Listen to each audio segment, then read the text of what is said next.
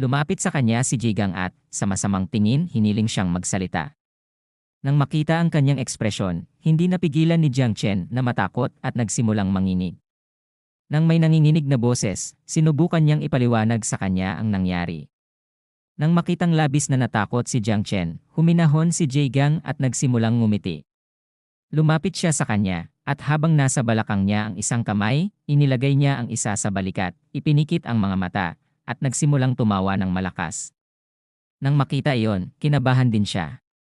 Hindi niya alam kung saan napunta ang kanyang tapang nang mapatay niya ang mga halimaw sa lihim na kaharian. Nagsimulang magpawis si Jiang Chen, na parang baliw. Sinimulan niyang tingnan si Jigang, at hindi nagtagal ay napagtanto niyang hinihila niya ang kanyang binti. Umupo siya sa sofa, at habang nakapatong ang isang braso, iniunat niya ang kabilang kamay patungo sa kisam at, sa kalmadong tingin, ipinaliwanag na hindi niya hinihila ang kanyang binti. Kaya lang kung ayaw niyang makipag-usap ngayon, ayaw din niyang patuloy siyang i-pressure. Kung mas maraming card ang mayroon si Jiang Chen, mas magiging masaya si Jigang. Sa hinaharap, ang Night Watch ay umaasa sa kanya upang makamit ang mga bagong tagumpay. Sa wakas ay huminahon ng kaunti si Jiang Chen, ipinatong ang kanyang kamay sa kanyang dibdib, at sa taos-pusong ngiti ay hiniling sa kanya na huwag mag-alala. Nagpasya siyang huwag magbunyag ng anuman sa ngayon, ngunit bilang kapalit, kukuha siya ng epic level equipment. Ipinikit ni Uncle Jigang ang kanyang mga mata at hindi niya maiwasang tumawa. Pinahahalagahan niya ang intensyon ni Jiang Chen, ngunit ang isang epic level na piraso ng kagamitan ay hindi madaling makuha. Bilang tugon, ipinaliwanag ni Jiang Chen na seryoso siya. Nagpasya si Jigang na oras na para magseryoso. Umabot siya patungo sa kisam, dahilan para magsimulang lumitaw ang isang magic circle. Sa isang seryosong hitsura, naisip niya na mabuti na si Jiang Chen ay may isang alas sa kanyang manggas, ngunit may ilang mga bagay na kailangan niyang linawin. Mula sa loob ng magic circle ay lumitaw ang tatlong nakabenda na bangkay, at nahulog sila sa lupa sa harap ni Jiang Chen. Nang makita niya ito, hindi niya maiwasang malito. Tinanong niya si Uncle Jigang kung ano ito at kung saan nanggaling ang mga bangkay na ito. Nagsimulang tumitig si Jigang kay Jiang Chen at ibinunyag sa kanya na ang mga taong ito ay hindi bababa sa mga 3rd grade masters ng level 60 o mas mataas. Mayroon pang ang 2 grandmaster sa ika-4 na baitang na may antas na higit sa 70. Hindi sila mga taong dapat basta-basta dahil ang sinuman sa kanila ay isang taong hindi kayang hawakan ni Jigang. Isa lang siyang corpse collector. Medyo kinabahan si Jiang Chen at habang bumabagsak ang pawis mula sa kanyang pisngi, sinimulan niyang tingnan ang mga bangkay. Sa takot na tingin, tinanong niya si Jigang kung gusto siyang patayin ng lahat ng mga taong ito. Sa isang kalmadong hitsura, hiniling sa kanya ni Jigang na ihinto ang pakikipag-usap ng walang kapararakan dahil ang mga taong ito ay pumunta upang patayin si Mu Hangqiu, ngunit lahat sila ay lihim na inalis ng kanyang mga tagapagtanggol. Lumingon si Jiang Chen sa kanya at, na may nalilitong hitsura, nagtanong kung bakit gustong patayin ng mga taong ito si Mu Hangqiu. Bilang tugon, naglabas siya ng isang balumbon at, habang hawak ito sa kanyang kamay, hiniling sa kanya na basahin ang nilalaman. Kinuha ni Jiang Chen ang balumbon gamit ang 2 kamay, binuksan ito, at nagsimulang magbasa. Ang scroll na ito ay isang Daxia Genius Hunter List. Ang una sa listahan ay isang taong nasa antas, 46 na nagngangalang Yingzhan, isang inapo ng Woody na nasa sona ng kabisera. Ang pagpatay sa kanya ay magbibigay ng isa sa 3 gantimpala sa antas ng langit. Ang pangalawa sa listahan ay isang taong nasa level 46 na nagngangalang Ji Xuanyu, isang inapo ng Woody na nasa zone ng Demon City. Ang pagpatay sa kanya ay magbibigay ng isa sa 3 gantimpala sa antas ng langit.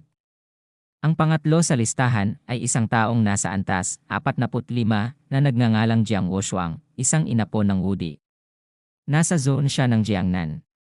Ang pagpatay sa kanya ay magbibigay ng isa sa 3 gantimpala sa antas ng langit. Ang ika-negatibo 12 sa listahan ay isang taong nasa level 41 na nagngangalang Xiao Bihan, isang inapo ng imperyo ng Zhen. Nasa zone siya ng Jiangnan. Ang pagpatay sa kanya ay magbibigay ng isa sa 2 gantimpala sa antas ng langit. Hindi alam ni Jiang Chen kung ano ang Daxia Genius Hunting List na ito. Lahat ay mga pangalan na hindi niya narinig noon. Medyo mas malapit, napansin niya ang pangalang Xiao Bihan.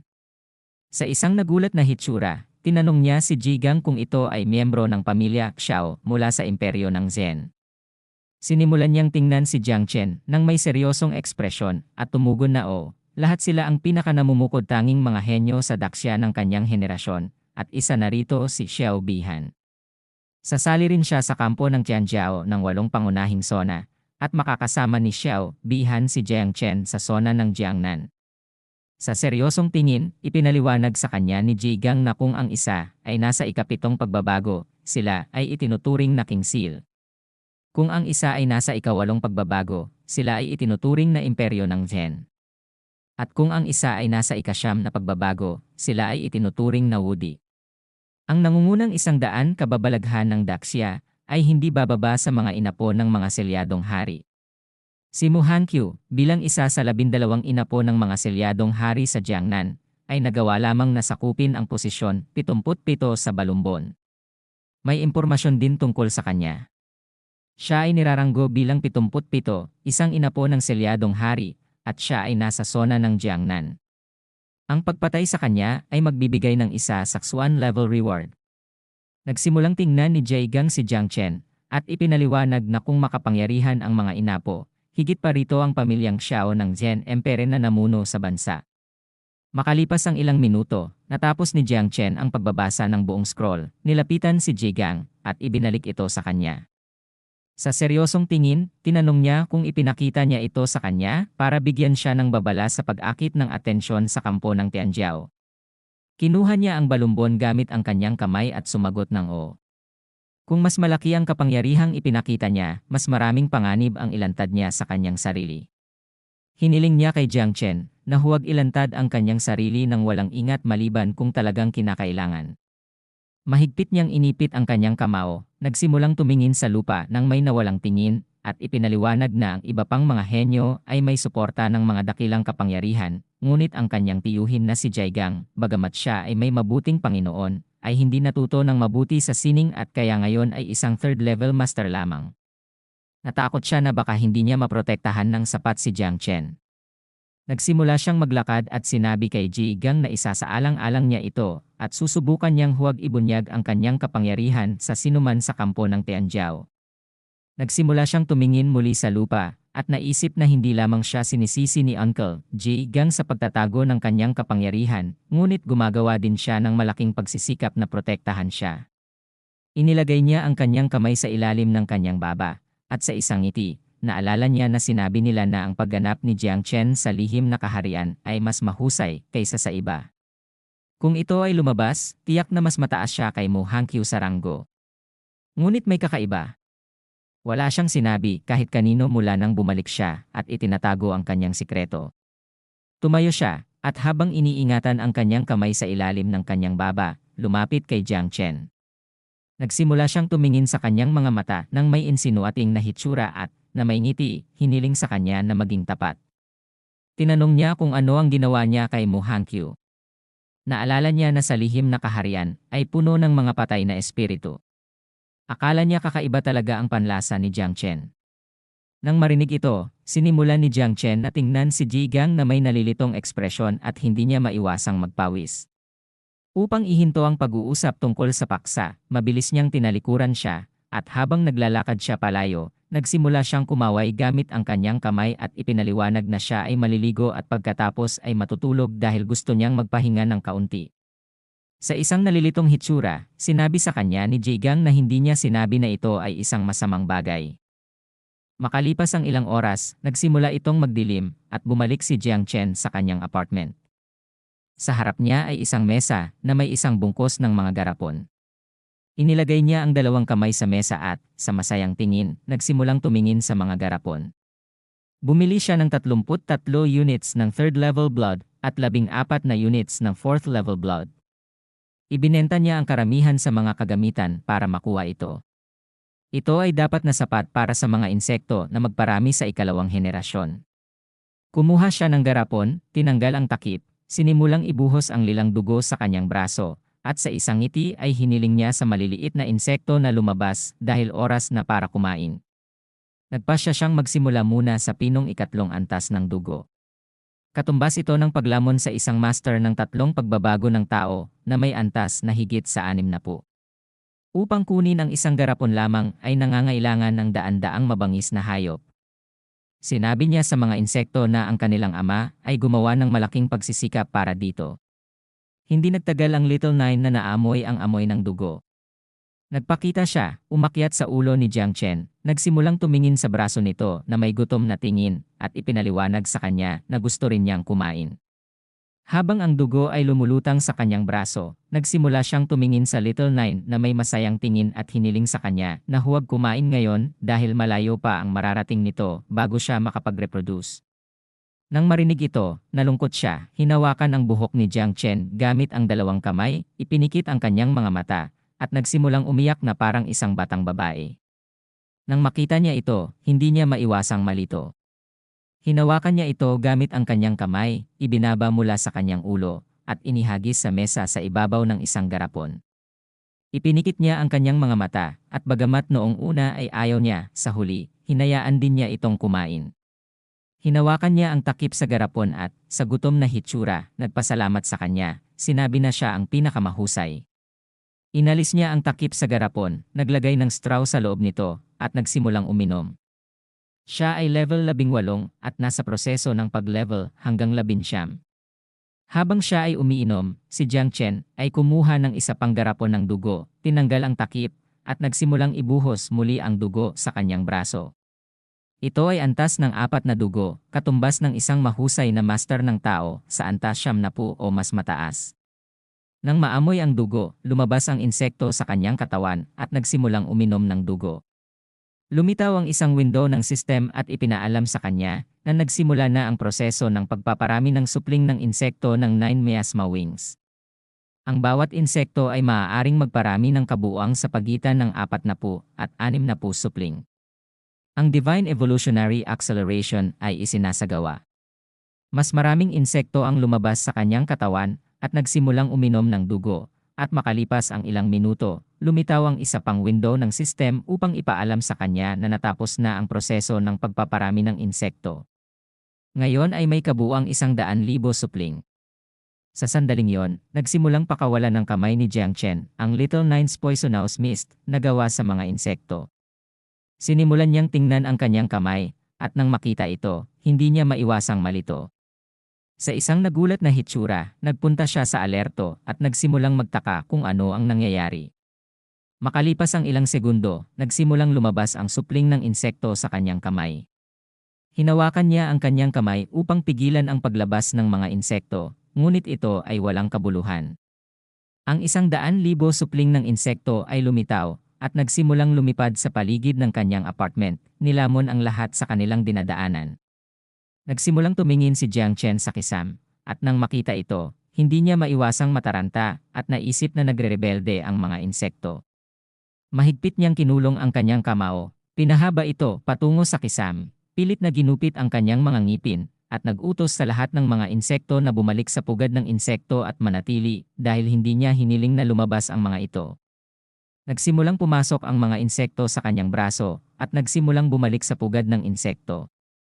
Nang tumingin sa isang tabi, nakita niya na ang mga insekto ay nagsimulang lamunin ang lahat. Nilamon na nila ang painting at bahagi ng mesa.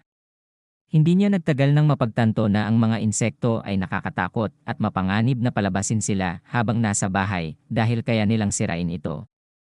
Sa mesa ay nakalagay ang Little Nine. Dinidilaan niya ang isang garapon ng dugo at tinatangkilik ang bawat patak. Sa galit na hitsura, pinagalitan siya ni Jiang Chen sa pag-iisip lamang tungkol sa pagkain sa halip na alagaan ang kanyang malikot na supling. Ibinaling niya ang kanyang ulo sa gilid at lumitaw ang kanyang window ng istatistika. Sa kasalukuyan, siya ay antas 26, may pagkakakilanlan ng Overlord of Insects, nagkaroon ng propesyon ng banal na ranggo ng paglikha, at ang kanyang mga talento ay paglago ng lahat ng bagay sa antas ng isa, banal na antas ng ebolusyon isa, at ninuno ng lahat ng puno. Lumitaw din ang window ng istatistika ng Little Nine. Siya ay isang level 21 insect mother, na kilala rin bilang 9 wings of miasma. Siya ay natural na antas ng kalamidad. Nagkaroon siya ng bilang ng mga supling na 100,000 unit, at ang kanyang combat power evaluation ay 177 star. Nang makitang mayroon siyang combat power na 177 star, hindi napigilan ni Jiang na makaramdam ng kagalakan at magsimulang ngumiti. Masyado itong mabilis na bumuti. Siya ay halos nasa antas ng isang ikatlong antas na master. Habang ang kanyang katawan ay napapaligiran ng malakas na enerhiya, mahigpit niyang iniunat ang kanyang kamao at naisip na handa na ang lahat. Ngayon ay nanatili na lamang itong maghintay at pumunta sa kampo ng Tianjiao bukas, maabot ang antas 30 ng sabay-sabay, at kumpletuhin ang pagpaparami ng Little Nine. Sinimulan ni Jiang Chen na isipin ang sexy na Little Nine, at sa isang masayang hitsura, naisip niya na sa sandaling iyon ay makakakuha siya ng bagong ina na insekto. Kasabay nito, bumalik si Tang Jin sa punong tanggapan ng Night Watch. Sa isang nagulat na hitsura, tinanong niya si Jigang kung gusto niyang hanapin niya ang kanyang guro na isang Heavenly Blade King para mamagitan ito. Hindi niya alam kung kinakailangan na gumawa ng ganoong kaguluhan sa usapin ni Jiang Chen. Nakaupo si Jigang sa kanyang harapan sa sofa. Habang ang isang kamay ay nakapatong sa braso ng sofa, inilagay niya ang isa sa ilalim ng kanyang baba at ipinaliwanag sa kanya na ginagawa niya ito kung sakali. Alam niya na sa zona ng Jiangnan, makikipagkita si Jiang Chen sa kababalaghan ng pamilya Xiao, si Xiao Bihan. Ang pinakamapanganib na bagay ay na walang mga lihim na maaaring nakatago sa Tianjiao kampo. Nagsimula siyang tumingin sa sahig, at sa taos-pusong tingin, ipinaliwanag sa kanya na may isang bagay kay Jiang Chen na nagpasindak sa kanya. Nag-aalala siya sa laso ni Jiang Chen. Alam niyang maraming sikreto ang itinatago niya sa kanila. Sa seryosong tingin, nagsimula siyang tumitig kay Jigang. Hindi siya makapaniwala na posible ito at hiniling din sa kanya na huwag siyang takutin. Nagsimula siyang maalala kung ano ang nangyari matagal na ang nakalipas. 600 taon na ang nakalilipas, ang Devourer ay nagdulot ng mga kaguluhan, at nilikha ni Daxia ang mga ipinagbabawal na propesyon. Kapag natuklasan, ang mga gumagamit ng mga ipinagbabawal na propesyon ay direktang inalis. Siya ay tumayo, at sa isang hitsura na puno ng takot, ipinaliwanag niya sa kanya na kung si Jiang Chen ay talagang may ipinagbabawal na propesyon, kung gayon ito ay mabubunyag sa sandali ng paggising. Naniniwala siya na paranoid lang si Jigang. Hinawakan ni Jigang ang kanyang kamay gamit ang kabilang kamay, nagsimulang tumingin sa lupa na may hitsura na puno ng takot, at naisip na umaasa siya na ito ay tulad ng sinasabi niya, na siya lamang ang paranoid.